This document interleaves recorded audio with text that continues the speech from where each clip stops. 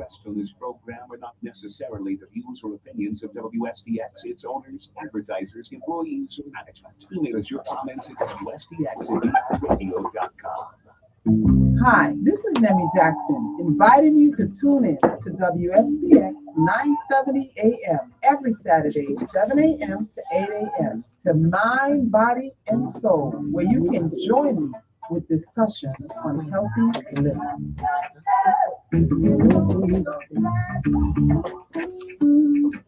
Ready? Yes. Good morning, beautiful people, handsome people. Welcome to another Saturday here on Mind, Body, and Soul. Remember, you're listening to 970 WSTX on your AM dial. I am Nemmy Jackson, your host. I'm here with Letitia Hurley, and later on, you'll hear about my guests. But right now, before I start, let me extend condolences to everyone who experienced the loss of a loved one. I also want to send, my prayers out to Grace Armstrong on the passing of her daughter. It is not easy losing a loved one, but I can imagine what she's going through with her bereavement and grieving. So I want to also, on the other note, extend happy birthday to all those individuals, and I'll call out some individuals who are experiencing celebration of their birthday. But right now, I am going to shift and go and give Maxine her 10 minutes. Maxine, are you there? Yes, good morning. I'm here. Can you hear me okay? We can hear you perfectly. Go ahead. All right. Good morning, everyone. Good morning to all the beautiful faces in the studio. Good morning to everyone listening to Mind, Body, and Soul. It's been a minute, so I'm glad to be out here telling you guys what the farmers have in store. And it's so lovely that you guys could see some of the nice produce on these tables. So as I walk around, I'll be letting you know what's at the market this morning. So I'm here on St. Croix, Rudolph Schalterbrand grounds and Ag Fairground for the market each and every Saturday, 4:30 in the a.m. These farmers are out here bright and early, harvested their food and ready for you in the morning. So a lot of good stuff. Everything that I mentioned and some of the things, everything that you bless your eyes on, I'll be showing you will be locally grown.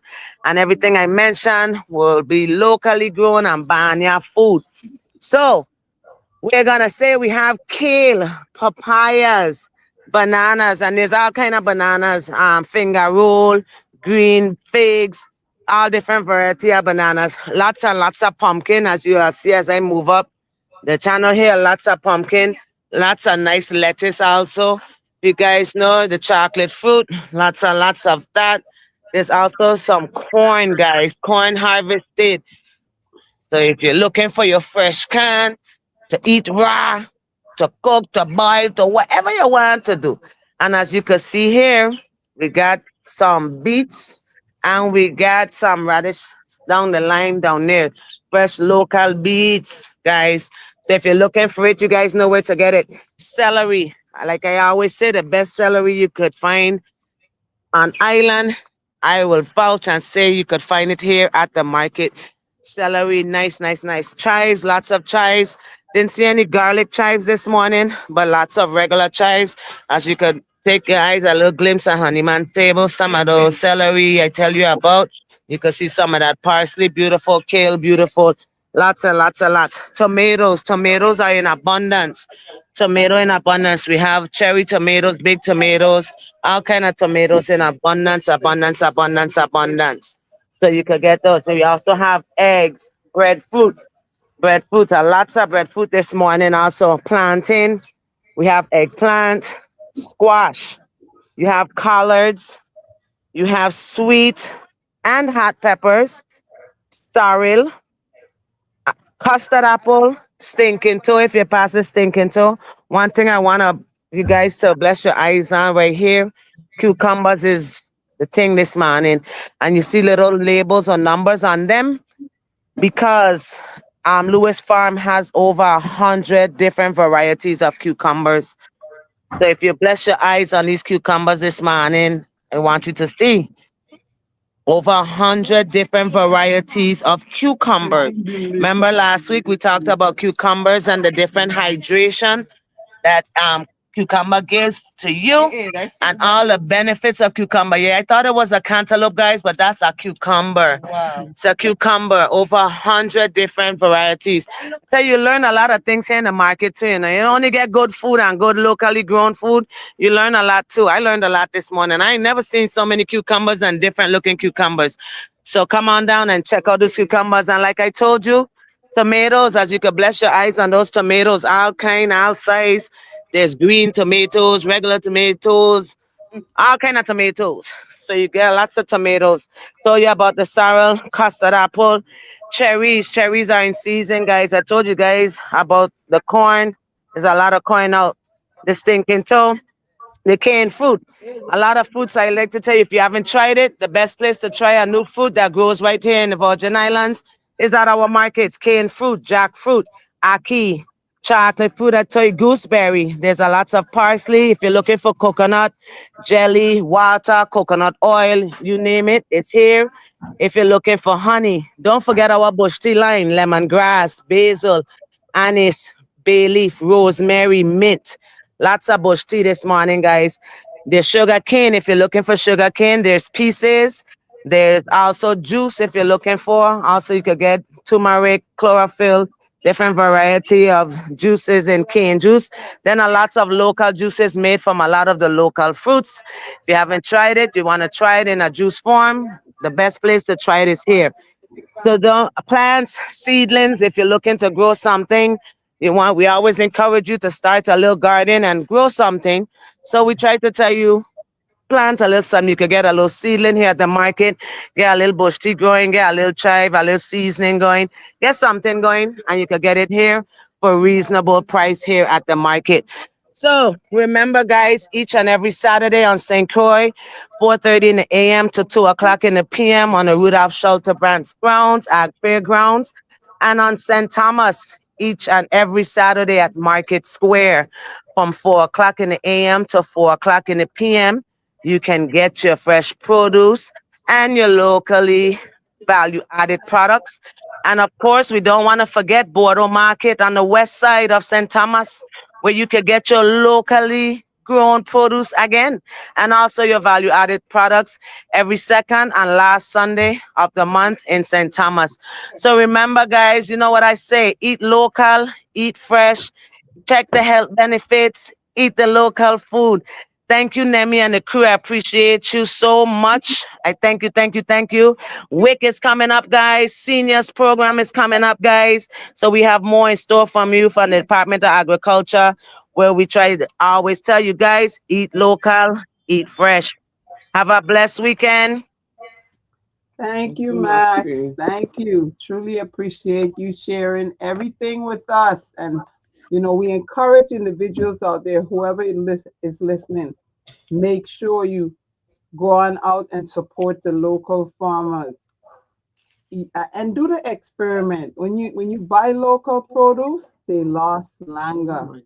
Okay, sure. They last much longer. So going out and support our local farmers. I believe they're at the Ag Fairground. Yeah, they're back there. You know, so look at those pumpkin. Let me tell y'all. Tastiness. I'm telling you, you know, put them in some soup. So I'm encouraging y'all to do that today. If you have never done it on Saturday, keep going. If you have been doing it, the farmers truly appreciate it. But we're going to shift now. And the shift is, I want to welcome my guest, and my guest will introduce herself. And then we will start, you know, have her present her knowledge based on her expertise on the topic. Y'all know we are to be highlighting and magnifying, you know, autism.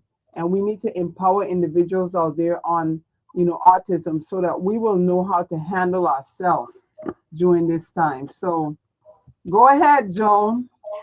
Well, good morning to everybody. And thank you again, Nemmy, because I know I was on the show back in, what was it, December, January? And so Yeah. I am, you know, really excited to be back. My name is Dr. Joanne Patterson. I am a doctorally prepared, board certified psychiatric nurse practitioner and advanced practice holistic nurse. And of course, I'm from the territory, St. Croix, and I see patients in 5 states along with the U.S. territory. And today we're going to be talking about autism, not only in children, but what it also looks like in adults. And I own a practice again, and as well as a holistic practice as well. So I'm excited to be here. Okay, so let us know, give us this information so that we can start this discussion. Absolutely. So I know that most people have heard about autism, and autism is exactly what it is. It is a spectrum, autism spectrum disorder. And I love to describe it less like a straight line from mild to severe. It's more like a color wheel. It's a neurodevelopmental disorder. And every autistic person has a completely unique combination of strengths, challenges, and ways of experiencing the world. And no two people look exactly alike as it relates to autism, which is exactly why the conversation that we're having today matters so much. It's more common than we think. You know, back in the day, we didn't know how to frame it. But according to the CDC, currently the estimate is about 1 in 36 children in the United States, and I'll include the territory, is autistic. And that means in almost every classroom, every neighborhood, every church, there is likely an autistic child or an adult nearby. And yet the misunderstanding and the stigma around it is still very real. So if you want, we can start talking about the kids, or we can start talking about the adults. I just like to focus on the children, but of course we want to touch on the adults because we individuals just need to know how to approach, how to communicate, and understand the individuals who have autism challenges. So we can start with. Let's start with the children just in case we don't get to the adults. Yeah. So with children, the earliest signs can show up as young as 12 to 18 months. Parents might not notice their baby isn't responding to their name consistently, or they're not pointing at things to share excitement. So when you are pointing at a dog and it's like, look at the dog, and you know, the baby is not really reacting, not looking back at mom to, you know, say, Mom, look at the dog. Those are things that are, I don't want to call them red flags, but those are things that you should bookmark because the shared attention is actually a really important early milestone.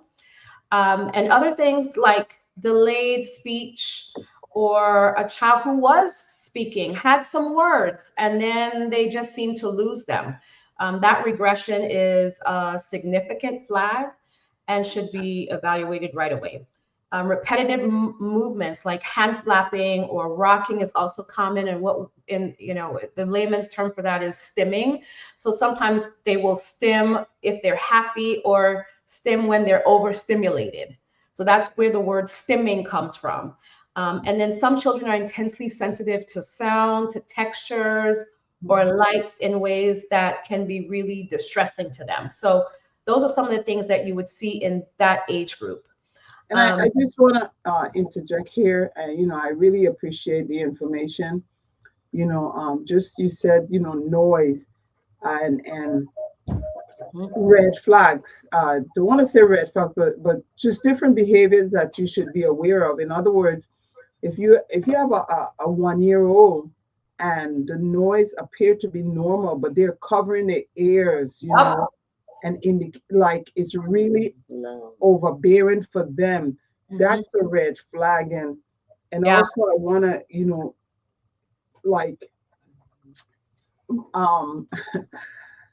I experienced having a little one with that it was diagnosed with autism, and I recognized it very early because, right, very early being when they started to talk, Mhm. repeating what you asked them and not responding to your question is Yeah. another sign. So I just wanted Yes. to highlight those things because I think they're so and common and behaviors that we just throw aside for naught when we Hmm. really be paying attention to the behavior Hmm. and having the child checked out once Yeah. signs are noticeable. Absolutely. It's called echolalia. That's when they continue to, you say something and they just say it back, and they're not reacting to they're not interacting as, we would expect. And so, yes, that's the medical or formal term for that. It's called echolalia. So yes, parents should trust their gut when they see things like that. So if you have a little one and you take them to the movies and they're watching the show, but their hands are in their ears, their fingers are in their ears, or they're walking on the street and there's construction. I remember, there was a parent who would say, oh, I have my baby, not even 18 months old, but younger than that, and turned on the vacuum and had a complete meltdown with this vacuum. Yes. Wow. And the baby wasn't even 12 months old, Mhm. maybe 6 7 8 months. So those bookmarks are there, but I don't think that parents are not well versed or educated on what to look for. So sometimes those things get missed, and the signs and symptoms, they pile up, and I won't say it's when it's too late, but the interventions could have happened a whole lot sooner Mhm. if we all knew what to look for. And So I would say parents, trust your gut. Parents know their children. Talk to your pediatrician immediately. Ask for a developmental screening, because there is a specific screening for that's used between 18 and 24 months. So at these well visits, use that time wisely. early detection Yeah. increase the possibility of the behavior being handled Hmm. by the individual. Absolutely. And then I also want to just say to the parents, an early diagnosis is not a tragedy. It's a map. It's doors opening to services, support, and understanding that can make an enormous difference in that child's life. Because there's no sense in the struggle. There's so many resources, and in the territory there's resources. It's just that we just need to be able to utilize them and make sure that there's early intervention and early screening. But do you think that the pediatrician would be someone that would pinpoint or recognize these behaviors? Yes. So there's something called a developmental pediatrician. So developmental pediatricians are trained extensively in that area. Pediatricians also will be, able to notice those signs and symptoms and able to screen. I mean, we're all trained to do that in the, primary care or even as a mental health professional. But there's the psychologists. Child psychologists are also, you know, um, a healthcare professional, a mental health care professional that absolutely should be, the child should be placed in front of. And then, of course, psychiatric nurse practitioners, therapists, um, social workers, we're all trained to, see those signs and symptoms. And I think even a month like this, where the Department of Health and the Department of Education can partner together to see what they can do to identify individuals, to help identify individuals, and, you know, hopefully provide that early intervention that is necessary for the child to adopt. Yeah. Absolutely. And I know that I have seen, there's specific programs that happen throughout the year. Maybe it's not just Autism Awareness Month, but there are, things that do occur throughout the year that I've seen, that has been, what is it? Um, Presented to the community. So And then as the kids get older, that's when things start getting a little bit more pronounced. So the social world gets more complicated. There's unwritten rules like how to, join group conversations, the sarcasm and the jokes. And then quite frankly, unfortunately, the kids are bullied. Children who are on the spectrum, they are more apt to be bullied because the gap between what's expected and what feels natural, is just not there, and it causes them anxiety. Yeah. So schools need to be proactive about creating inclusive, safe environments, and then parents should know that their child has a legal right to an IEP, and that's an individualized education program. It provides accommodations and it supports their rights in a classroom. And what needs to be understood is that children who go undiagnosed, it really expose individuals not understanding and not knowing how to react, and actually classifying someone who may be challenged socially as someone who's continually misbehaving. So we're not actually going to the root cause of why the child is really acting out, and just being punitive when it comes to the behavior of the child, which creates more damage. So we're not addressing the situation. We're not addressing the bookmark based on the bookmarks that we're seeing. We're just being punitive, and that is not solving or addressing the problem.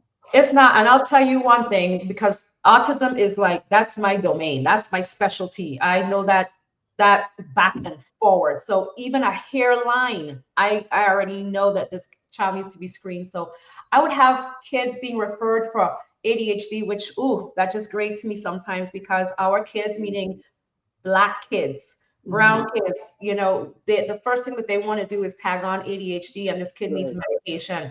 And I start digging a little bit more.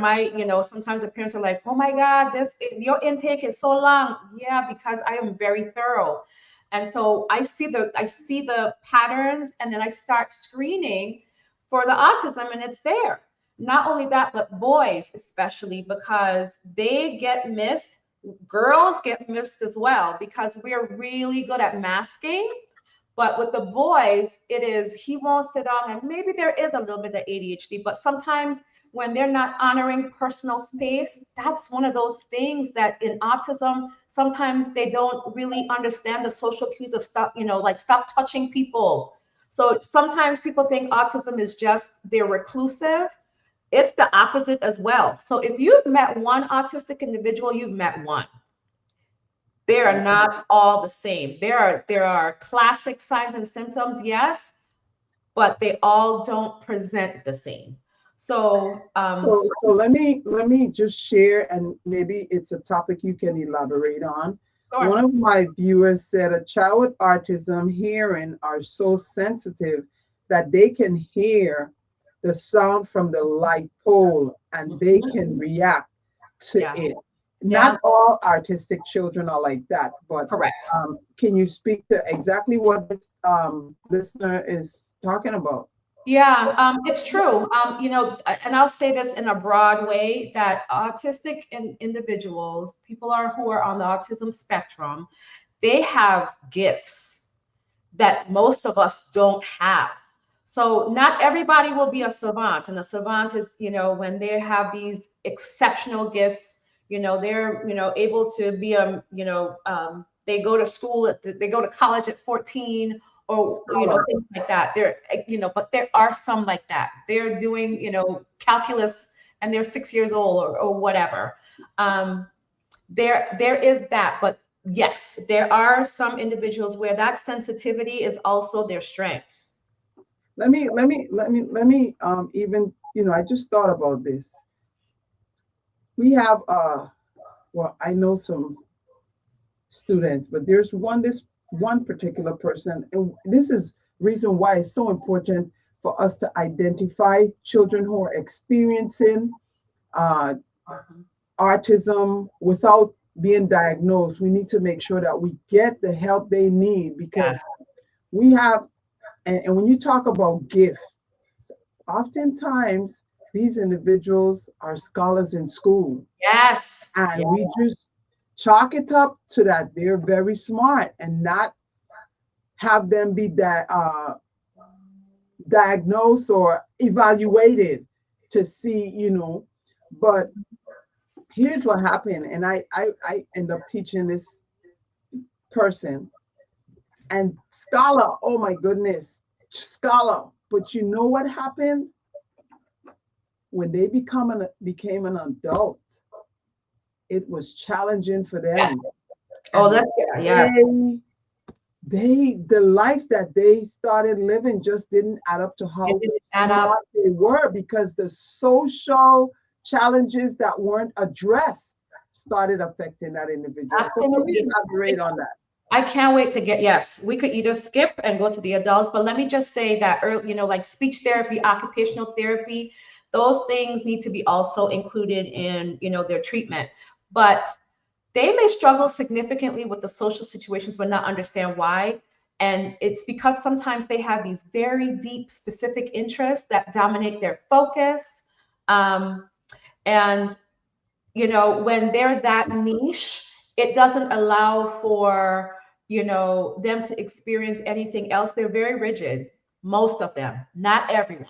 And so that rigidity causes them to probably underperform in other areas of just being a human being, if that makes any sense. There's a lot of people where, they, and I'll say this because I have a personal relationship with autism. They appear on paper to look fabulous. Academically, their IQ is high. They have all these gifts and niches, but when you put them in social situations, they struggle so much. And I'm talking college, employment. Oh, giving me goosebumps, because employment is a huge area where, they're not set up for success. Exactly. Because the workplace is very mainstream, very, it's for mainstream America, mainstream world, and their giftings will be utilized in specific areas in the workplace. But even with interviews, they're set up to fail. When you're being interviewed for a job, they're wanting to see how you present yourself. They're wanting to see, how you interact socially back and forth. And autistic individuals, they may not be able to do that well. Which brings me to wonder, does the Department of Labor have a life skills program to help these individuals who were diagnosed with autism? Now, that I don't know, but I do know, like, even on the mainland, there's a significant attempts or approaches to ramp that up, because those individuals are constantly getting written up because they're just going to say what they're going to say. They're blunt. You know what I mean? They don't have well, not every one of them, but they don't have that diplomacy sometimes. And so they're constantly written up. They need specific accommodations. They don't want all the lights. They don't want to work in a cubicle. All of that is overstimulating for them. And so I think that the Department of Labor in the territory, and even on the US mainland, there's work to be done. For people who are on the spectrum, I just need you guys to know, because I write accommodations all the time for patients that I have. And there are rights that you should know under the American Disability Act, that you have to be accommodated at your job for your disabilities. And while we don't like to use that term, I really like the word abilities. You are legally within your right to make sure that there are accommodations in place so that you can be successful at work. So if you didn't do that, now you do. So despite your challenges, once diagnosed, some of us cannot understand. And because we lack the understanding, we do not know how to react to individuals who may be challenged, Yeah. especially social wise. And you know, it's it's a sensitive situation because the reaction of an autistic child may also be shocking. And like I said, we are punitive of these behaviors, and I have a concern with that. Yeah. Because I just don't believe in suspension, because I feel suspension is not helping a corrective behavior. Right. And for even stronger reason, this is one reason. It's like when we it's another topic, Joan, but when we start suspending our children, we are preparing them for the penitentiary. Yes, we are. That's how I feel.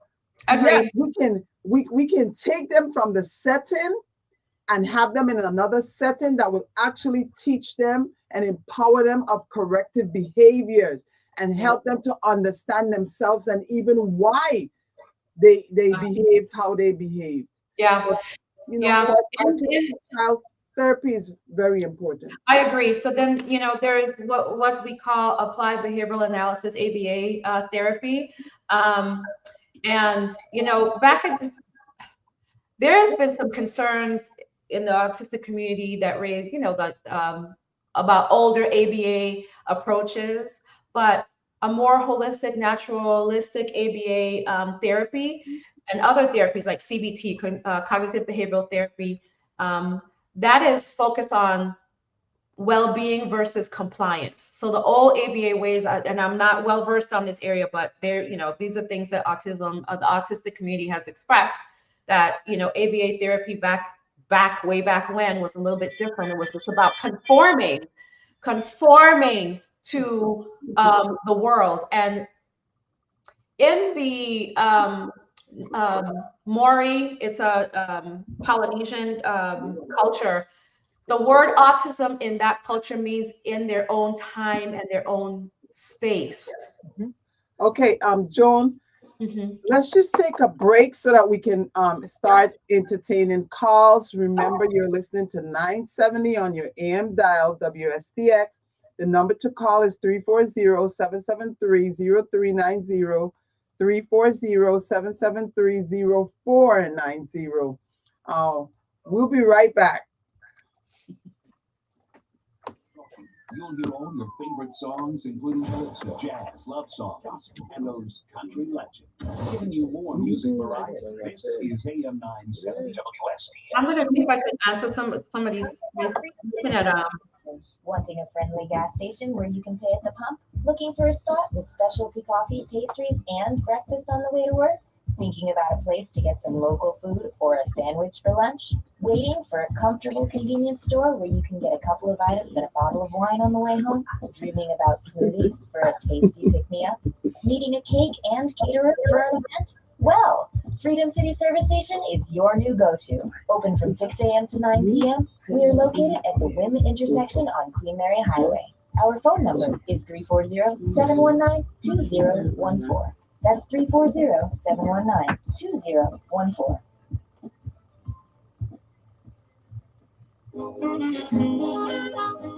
Are you a caretaker of an elderly person? If you are, we at I-9 Senior Supplies and Delivery may have just what you need. We sell and deliver senior supplies at an affordable price. Call us at 340-626-4849.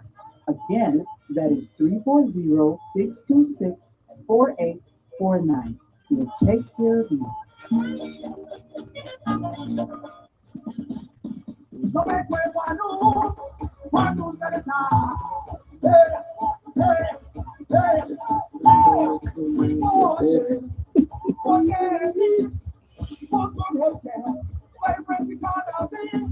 She's the best choice for all our will. Strong leadership, working in my honesty.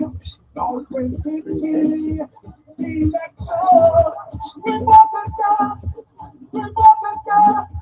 2016, just pop gold. We vote the God. We want the party, want the party, want the party, want the party, we want the party, want the party, want the party, want the party. Paid for by family, friends, and supporters of Nemmy Jackson. Mark the X. This is AM 97 WSDX. The views expressed on this program are not necessarily the views or opinions of WSDX, its owners, advertisers, employees, or management. Email us your comments at WSDX@VIRadio.com. Hi, this is Nemmy Jackson, inviting you to tune in to WSDX 970 AM every Saturday, 7 a.m. to 8 a.m. to Mind, Body, and Soul, where you can join us with discussion on healthy living. Good morning and welcome back to Mind, Body, and Soul. I am your host, Nemmy Jackson. I'm here with Letitia Hurley and Dr. Joan Patterson. So let's go to the phone lines and then we'll continue. Good morning. Thank you for calling. Yes, good morning. I have two questions. How can the education department change their aspect of, in general, of accommodating our students so that they feel more inclusive? And secondly, how? Okay. Can you repeat the first? Can you repeat the first one that you said? I'm sorry. How can the Department of Education, in general, change the way that we are approaching education so that it would be more inclusive and be more accommodating to our students, to include the autistic students? And my second question is, how can teacher maybe be able to observe and see these nuances in a student that would help them to probably refer them for the help that they may need? Thank you very much. Bye. Okay, Joan, did you get both of them? I got the first one, but I didn't really. Hello? Oh, she hung up. Okay. So I know I heard her you say, got, how can the Department of Education make the adjustment? But I wanted to ask her to repeat her second one, so if she can she can repeat. But if you have any suggestion, how can the Department of Education make adjustments so that they'll be inclusive and address the students with autism who are not diagnosed? Because if they're diagnosed, oftentimes they have IEP. mm-hmm. So if you can share some information. Well, I can only speak on the healthcare community, but for the Department of Education, I think it's more about training. I think the professionals, so the teachers, the educators, the paraprofessionals, I think that would be a good place to start. Having someone like myself come in to do, talks about, autism, in terms of when they have training, that would be another good solution, just so that there's more awareness of what to look for. I think that's the issue. The issue is we just think that, Tariq is in class just acting up because Tariq is just acting up. Mm-hmm. But there's so much more going on. A child is not going to come to school and just act up just because. Thank you. They're just not going to do it. And I just feel we really need to address this suspension policy. I'm hard on that because I just feel we need to focus on behavior change. You just taking a child, sending them home for 5 days, a whole week to watch TV and come back. And you know what? I enjoyed staying home watching TV. So let me just go ahead and misbehave. Yeah, I equate that, and this is nothing against the Department of Education. I just think it's a knowledge gap, or they just don't know.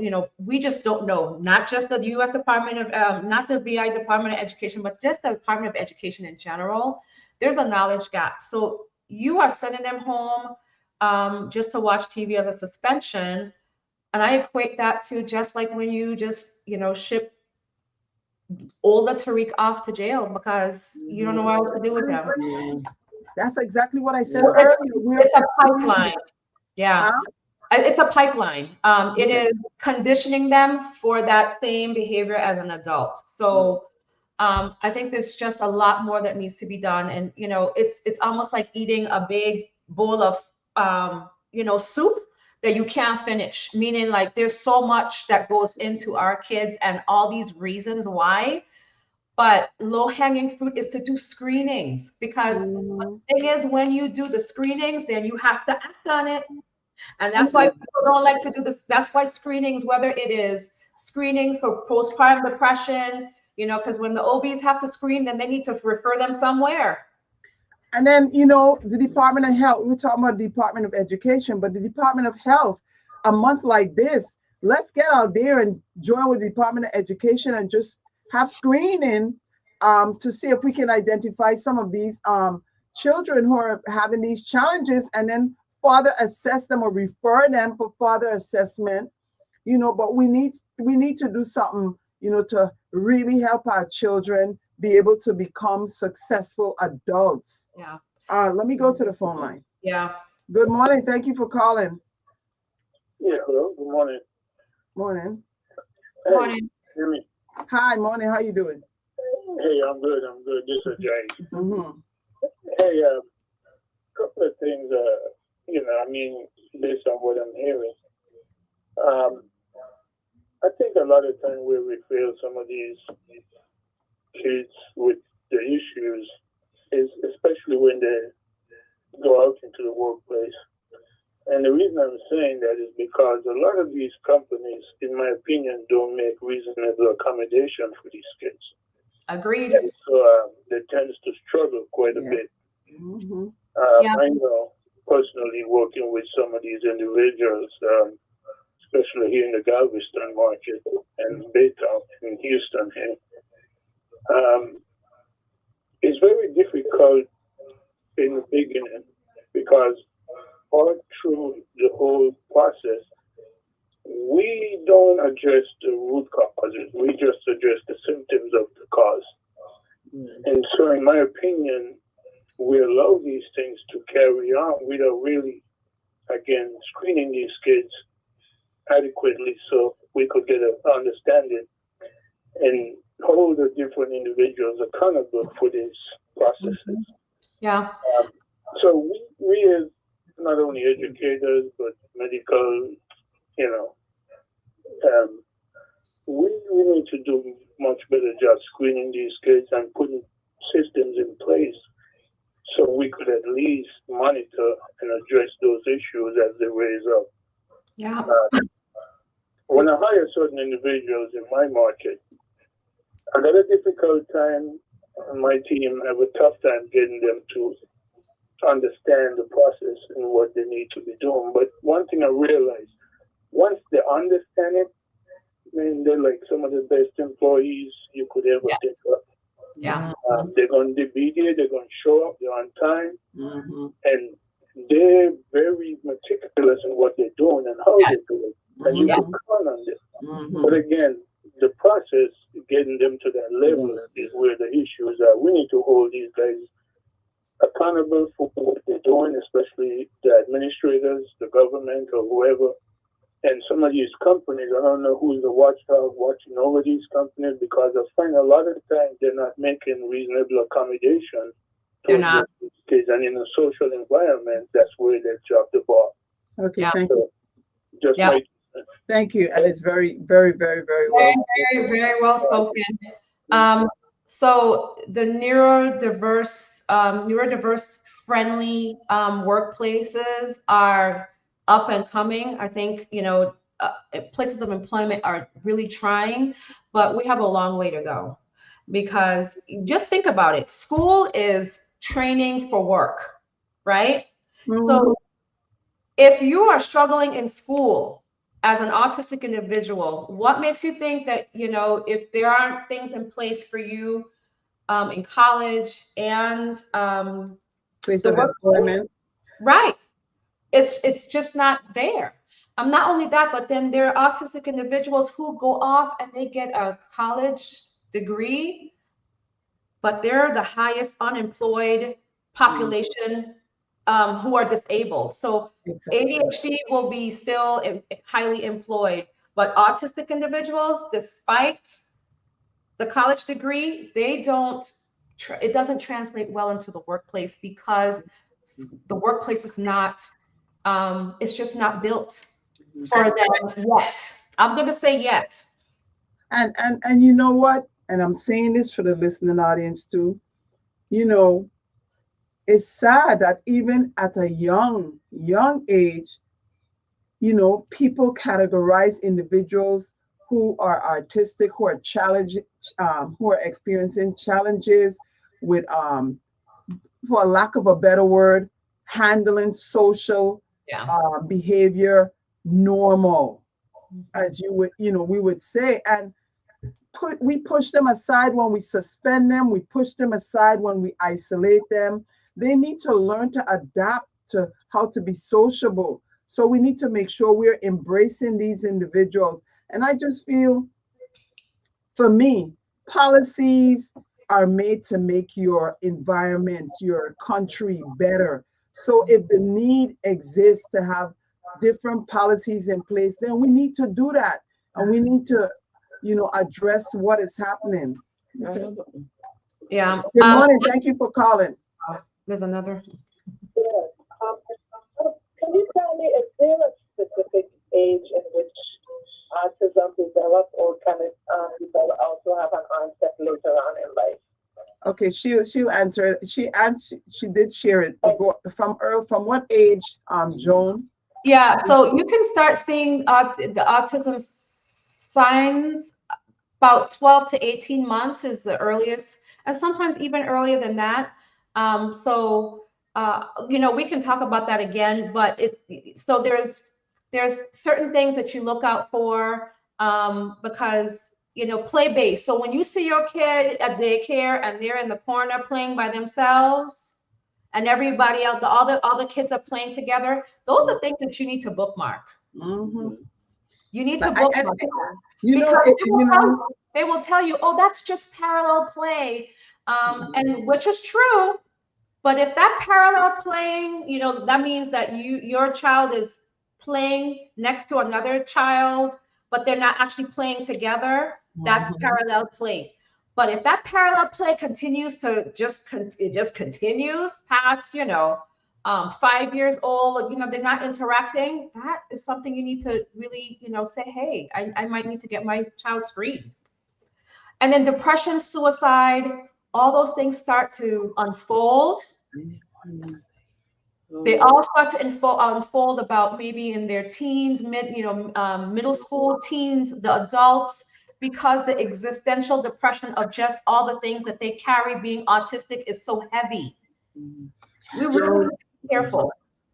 Joe, can you differentiate autism and ADHD? What's the Yeah, so ADHD is another neurodevelopmental condition. I'm going to stop saying disorder, condition.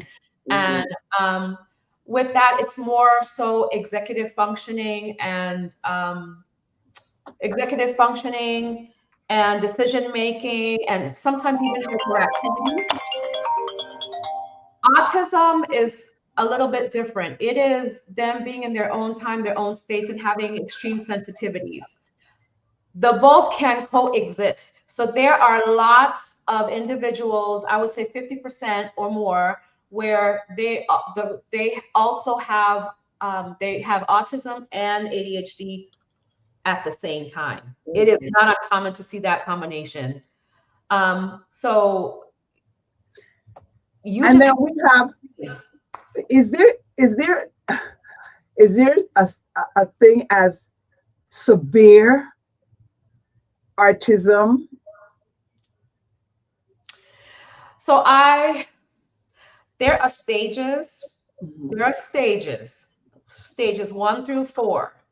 And so there are individuals where we used to use the term Asperger's. High functioning is another term, but it's not well received to say high functioning. So those are the ones that really struggle in the social situations because they look like you and I. They function a little bit like you and I, but If you dig a little deeper, there are differences. There are nonverbal individuals. And, so, and it just keeps going up in terms of the stages of, or the level of their autism. So if you want to say severe, mild to severe, I wouldn't say that out loud personally, because that's just not the way it's presented, but there are stages of autism. Yes. Yeah, I have my granddaughter is artistic, and I happen to be, I recognize it at a very young age, and I kept saying, she needs to be assessed. She needs to be assessed. She needs to be evaluated. And, my offspring was very leery. She was in denial, I would say. But today she can say she is so happy that she eventually listened and went, and got her daughter evaluated. And it is so important that parents understand and read about what they can do for their child, because they are the prime individual to give that intervention necessary for the adjustment to be experienced with their child. Yeah, there's a lot of adults walking around that just recently got diagnosed.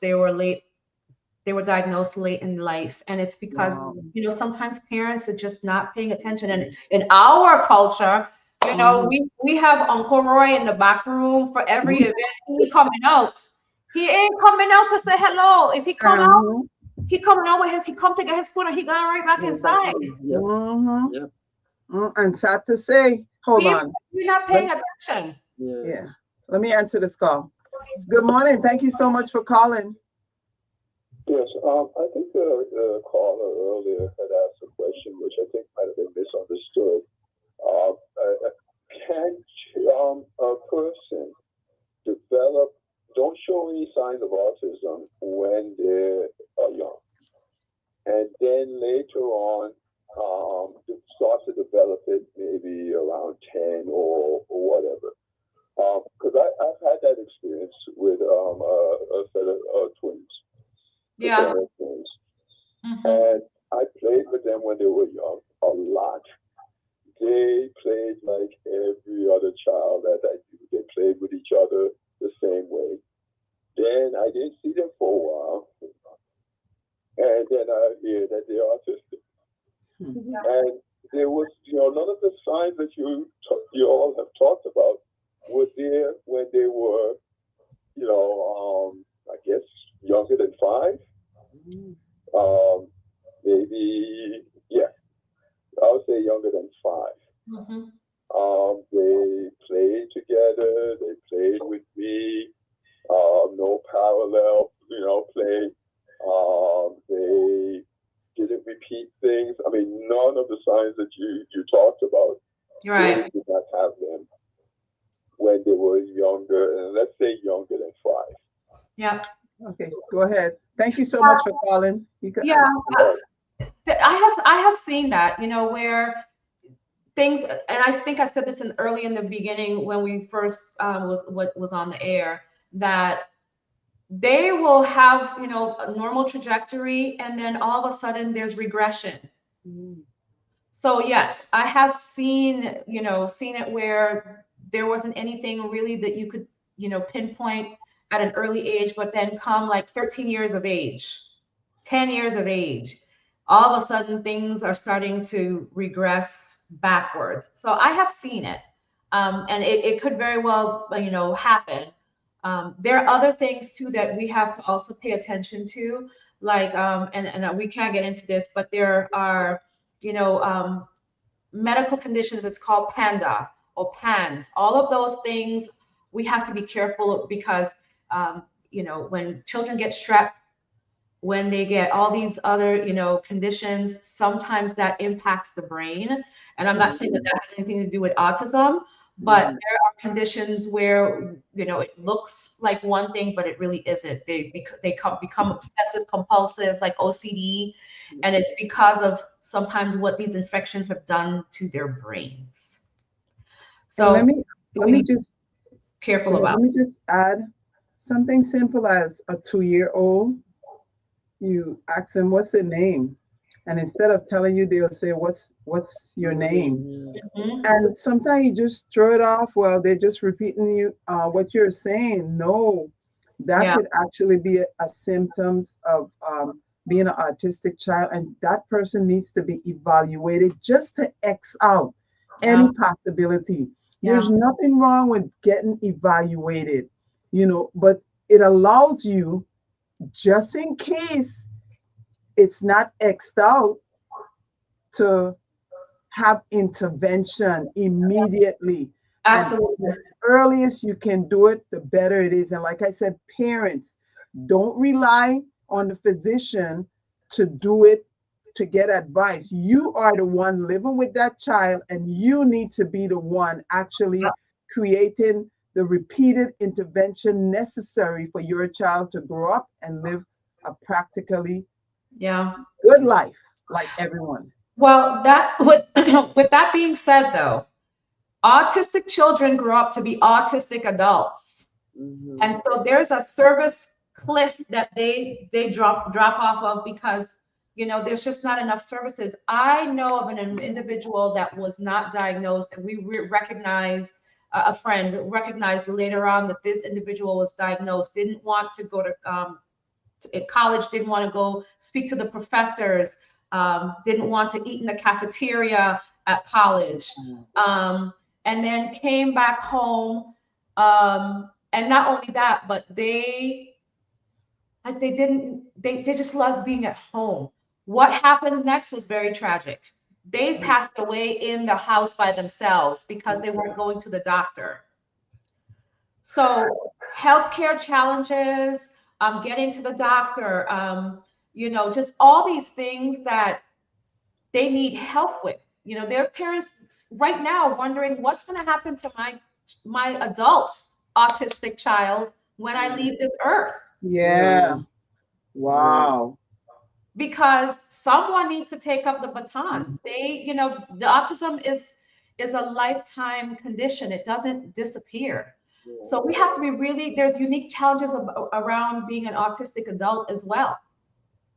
They don't know how to navigate healthcare. They Okay. don't navigate change very well. Okay. I'm sorry to cut you off, but we have like maybe 2 minutes. 2 minutes, I know. So, very good show. Thank you so much, Joan. I have to really bring you back again. Another topic, though, because your information shared, I am quite sure you empowered many today. So what I want you to do is just tell us a takeaway that parents can have, and you would like parents to go with. Yeah. For my parents, their parents, please be the advocate, be the champion, be the mama bear.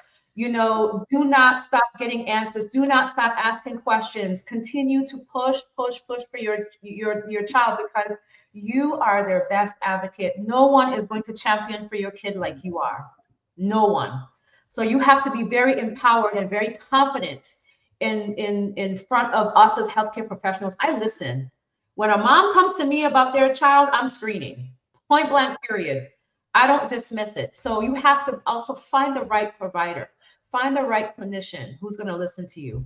If the one isn't listening, go find another one. And I know that that's really tough in the territory. Come to the States. I'll see you. Let's see. Okay. I'm going to let Letty weigh in. Yeah, John, very good information, because I too, my grandson that passed away, he was autistic. So parents really have to pay attention to the child's behavior and stay abreast of what's going on and get help, for the child. So thank you so much for sharing the information. You're welcome. Yes, If anyone wants to contact me, my number is 888-210-4050. My website is Dr. Joanne Psychiatry NP.com, and doctor is abbreviated DR. And so I accept Repeat your number again. 888-210-4050. I accept patients every day. Patients every day. Thank you so much. It's always a pleasure having you. Be here. Thank you so much. Yes, I truly appreciate it. Like I said, I'm going to call you maybe sometime in August for you to come back, see what we can talk about, because we need to really help our community out there. Sometimes individuals who are being diagnosed with mental challenges, we don't know if it stems from being autistic. So we really need to do better. And in saying that, I want to encourage you this election to actually participate. If you have not registered to vote, please do so. Because guess what? Nemmy Jackson will be on the ballot, and I'm asking for everyone's support. Thank you so much and have a wonderful Saturday. Thank you. Take care. Bye. Bye. Your continuous music variety. AM 970 WST.